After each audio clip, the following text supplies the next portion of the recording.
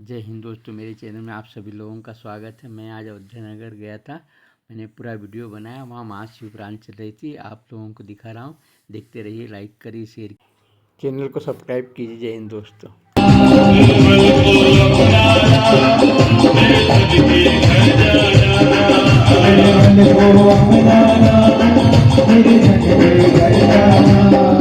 ये शौक नहीं मेरा, ये शौक नहीं मेरा, ये शौक नहीं मेरा। ये शौक नहीं मेरा। रेखा ने योग बल से अनिरुद्ध का अपहरण कर लिया था। अनिरुद्ध और उषा का मिलन हुआ। अनिरुद्ध जी के हंसने की आवाजें आने पर द्वारपालों ने बाणासुर को समाचार दे दिया। तब बाणासुर ने अनिरुद्ध पर आक्रमण करके उन्हें नागपाश में बांध दिया। दुर्गा जी का स्तवन करने से मां दुर्गा ने उन्हें नागपाश से मुक्त कर दिया। उषा और अनिरुद्ध पूर्व की भांति पुनः विहार करने लगे। नारद जी द्वारा अनिरुद्ध के बंधन का समाचार भगवान श्री कृष्ण को मिला। वो कहने लगे, प्रभु ज्यादा बड़ा कुटुंब भी अच्छा नहीं होता है।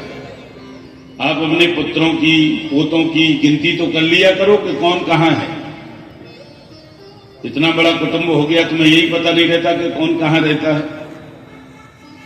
भगवान श्री कृष्ण को जब इस बात का पता चला कि अनिरुद्ध बाणासुर के यहां है, बाणासुर ने उसे पकड़ रखा है, तो श्री कृष्ण ने सोनक पर चढ़ाई कर दी और भगवान श्री कृष्ण और भोले बाबा में युद्ध की लीला हुई। तो भगवान श्री कृष्ण ने जम्बणास्त्र से शिव जी को मोहित कर दिया और बाणासुर की भुजाओं को काटना प्रारंभ किया। जम्बणास्त्र क्या होता है? जम्हाई आने लगती है उससे। भगवान शंकर को जम्हाई आने लगी तो वो उनकी भुजाएं काटने लगे। शिव जी ने युद्ध बंद कर दिया और भगवान कृष्ण तथा बाणासुर की मित्रता करा दी। बाणासुर ने कन्यादान करके भगवान श्री कृष्ण को अपना संबंधी बना लिया। बोलिए शंकर भगवान की। बात दिया कि मेरी पूजा में तुम्हारा भी नाम लिया जाएगा। आगे भगवती ने महिषासुर का वध किया। महिषासुर का पुत्र हुआ गजासुर।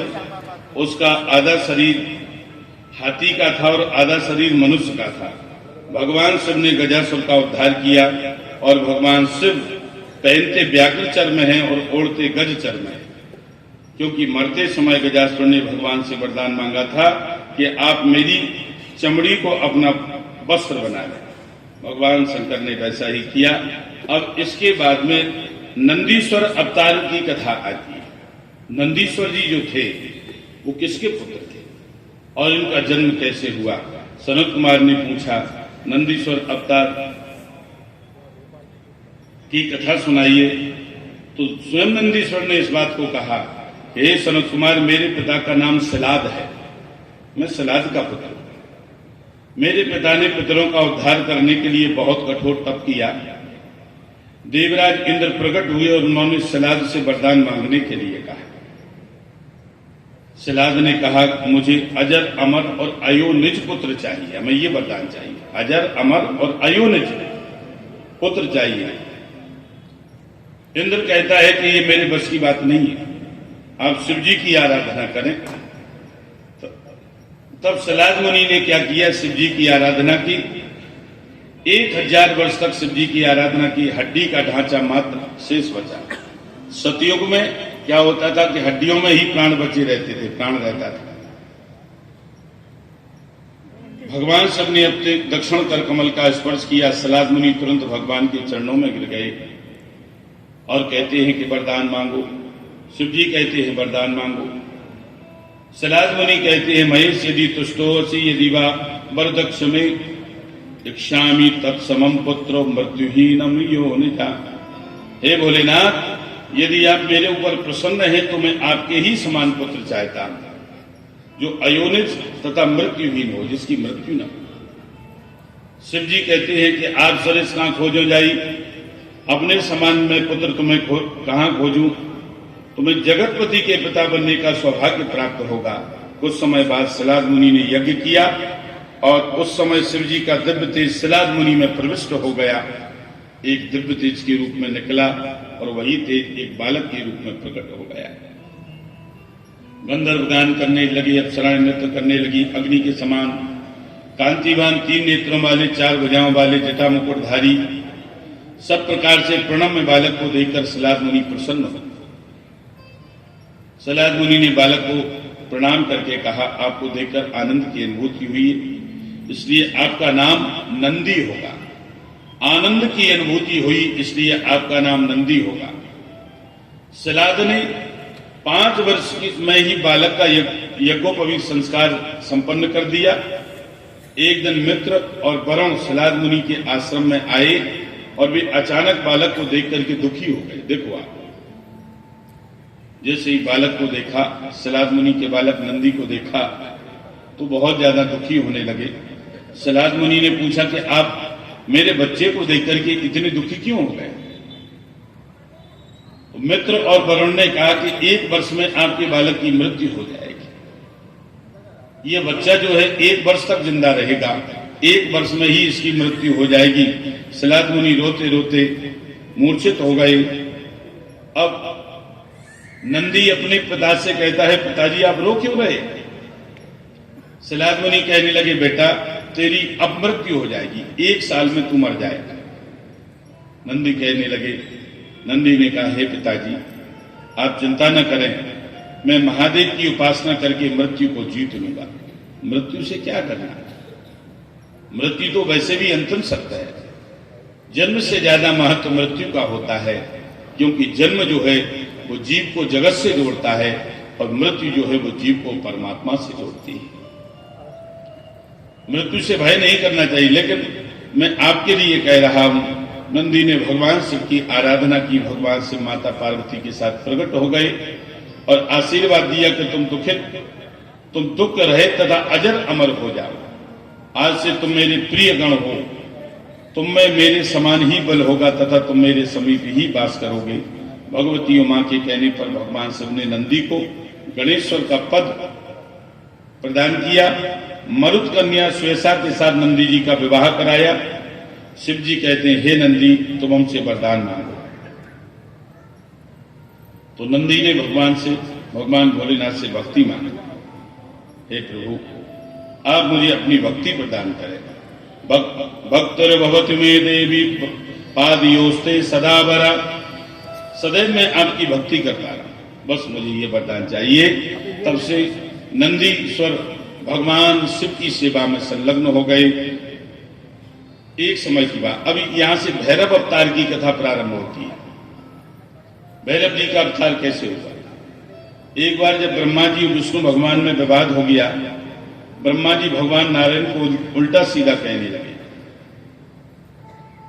उसी समय भगवान शंकर प्रकट हो गए और उनको क्रोध आ गया और भगवान शंकर के क्रोध करते ही उनकी भ्रकुटी से साक्षात भगवान ही काल भैरव के रूप में प्रकट हो गए। शंकर भगवान कहते, हे काल भैरव तुम काल के सदृश दिखाई पड़ रहे हो, इसलिए तुम्हारा नाम काल भैरव होगा। पाप भक्षण इत्येव तव नाम भविष्यति, तुम लोगों का पाप भक्षण करोगे, इसी से तुम्हारा एक नाम पाप भक्षण भी होगा।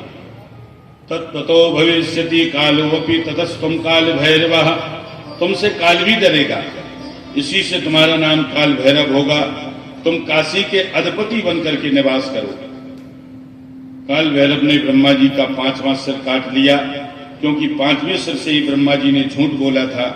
काल भैरव जी को ब्रह्म हत्या लगी थी, तो शंकर भगवान ने कहा तुम ब्रह्मा जी के कटे हुए सिर को लेकर के कपाल व्रत धारण कर तुम निरंतर भिक्षाचरण करो।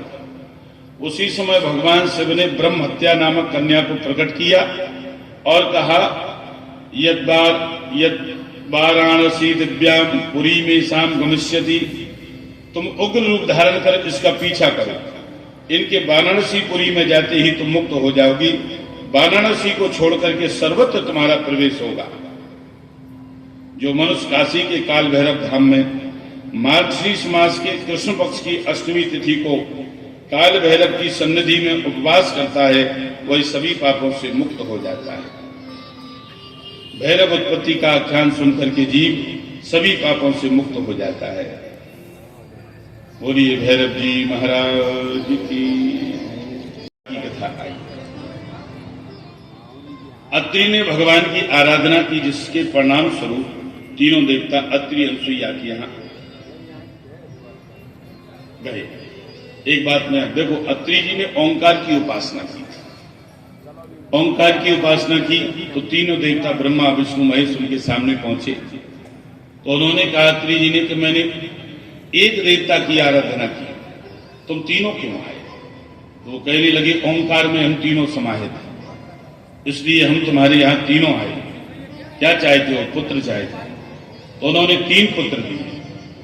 अंशों के साथ प्रकट हुए। ब्रह्मा जी के अंश से चंद्रमा, भगवान विष्णु के अंश से दत्तात्रेय और भगवान शंकर के अंश से दुर्वासा जी।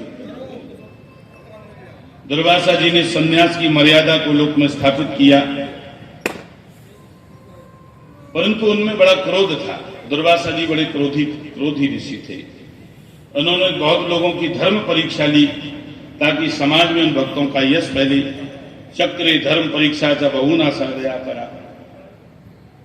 दुर्वासा जी ने अम्बरीश की परीक्षा ली। जब सुदर्शन चक्र ने दुर्वासा जी का पीछा किया तब आकाशवाणी हुई, दुर्वासायाम सभा साक्षात।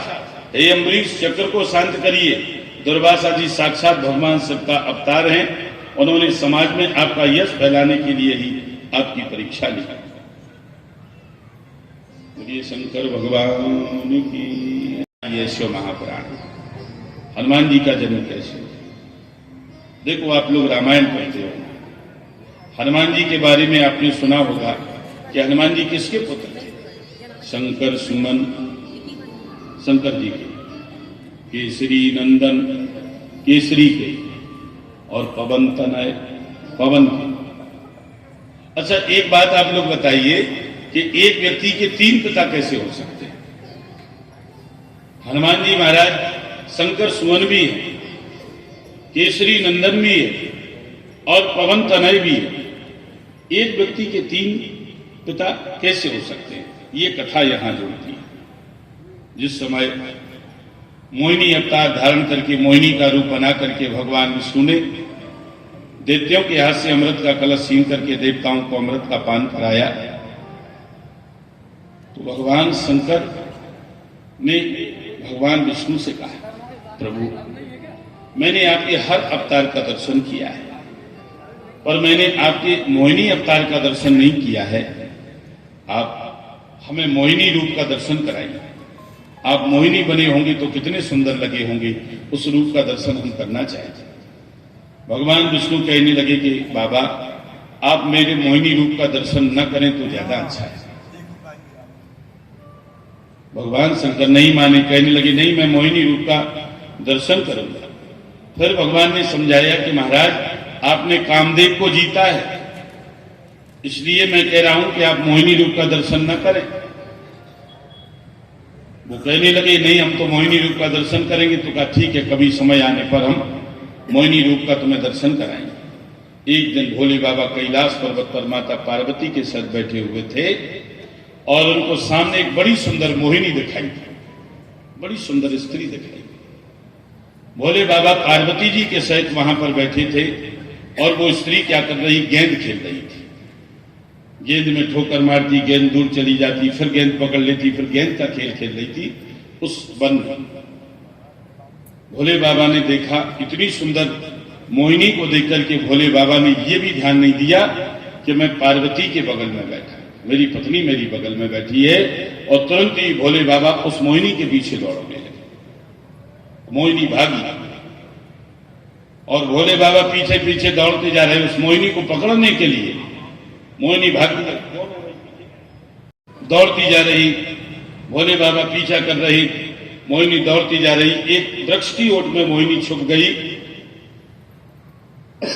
जैसे ही वृक्ष की ओट में मोहिनी छुपी, वो भगवान शंकर ने जैसे उस मोहिनी का ऐसा आलिंगन किया, अपने बाहों में उसे लिया, पकड़ा, और उसी समय भगवान विष्णु अपने रूप में आ गए और उसी समय उनका तेज स्खलित हो गया भोले बाबा। और जैसे ही भोले बाबा को समझ में आया कि ये तो विष्णु की माया है, ये तो विष्णु थे, भगवान विष्णु ने कहा था भोले बाबा से, महाराज इसलिए मैंने कहा था कि आपने कामदेव को जीता, इसलिए आप मेरे मोहिनी स्वरूप का दर्शन न करें। और भगवान विष्णु वहां से अंतर्धान हो गए। अब वो तेज जमीन पर पड़ा था भगवान शिव का, अब उसका क्या हुआ? देवताओं ने विचार किया कि ये भगवान शंकर का तेज है, इसे बेकार नहीं जाना चाहिए। तो देवताओं ने क्या किया, पवन देवता ने अकौए के पत्ते के ऊपर वो तेज रख करके हवा के झकोरों से केसरी नाम के बानर की पत्नी जो अंजना थी उसके कर्ण में प्रवेश करा दिया। अब देखिए 3 पिता कैसे हुए हनुमान जी के। शंकर सुमन, शंकर जी का वो तेज था। केसरी नंदन, केसरी नाम के बानर की पत्नी थी कौन, अंजना, उनके कान में जो तेज प्रवेश कराया था, इसलिए वो केसरी नाम के बानर, इसलिए केसरी नंदन। और पवनता ने इसलिए कि पवन देवता ने उस तेज को अकौए के पत्ते के ऊपर रख करके अंजनी माता के कर्ण में प्रवेश कराया, इसलिए पवनता ने। इसलिए हनुमान जी महाराज के 3 पिता क्या है। आपको इसका प्रमाण देखने को महाराष्ट्र में मिलेगा। महाराष्ट्र में जब मैं कभी कथा करने के लिए जाता हूं, मुंबई में आपको बहुत हनुमत जन्म से लेकर के संचित कथाएं आई हैं। इसके बाद में 12 ज्योतिर्लिंगों का वर्णन आया है। इस्तेषां चैव महात्म्यं वक्तु वर्ष शतैरपि शक्तैः मुनिश्रेष्ठा स्थाप्य कथयामि वः। ऐसा उनका दृश्यों सैकड़ों वर्षों में भी 12 ज्योतिर्लिंगों के महात्म का वर्णन नहीं किया जा सकता। सौराष्ट्रे सोमनाथस्य श्रीशैले मल्लिकार्जुनः उज्जैन्या महाकाल ओंकारे चामरेश्वरः केदारो हिमवल्य पृष्ठे डाकिन्या भीमशंकरः वाराणस्यातु विशेष त्र्यंबको गौतमी तटे वैद्यनाथस्यता भूम नागेशो दारुका वने सेतुवंदे च रामेशो भस्मेश्वरा शिवालय। ये 12 ज्योतिर्लिंगों का वर्णन आया। एक भजन के माध्यम से हम लोग 12 ज्योतिर्लिंगों का स्मरण करेंगे। सारे जग में विराजे, सारे जग में विराजे